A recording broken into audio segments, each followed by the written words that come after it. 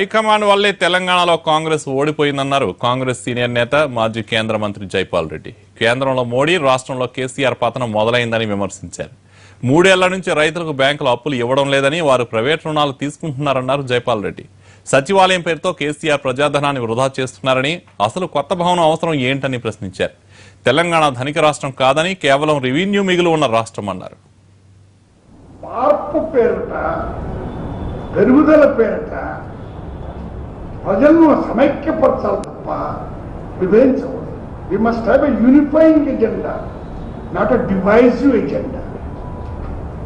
కాంగ్రెస్ మేమంతా శుద్ధ పురుషుడు, విశుద్ధమైన మనుషులు అని చెప్పాం. అంతా గాంధీ గారి వారసులు కానీ గాంధేయులు కానీ గాంధీ గారు కాదు కదా. మాకుండే పొరపాట్లు మాకున్నాయి, లేవని చెప్పడం లేదు.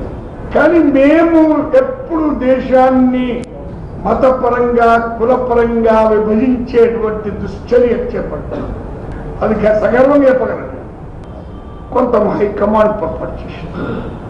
రెండవది ఆ బిల్లు దురపార్చి. మూడవది టిఆర్ఎస్ కూడా కొంత పాపులారిటీ ఉండింది అప్పుడు.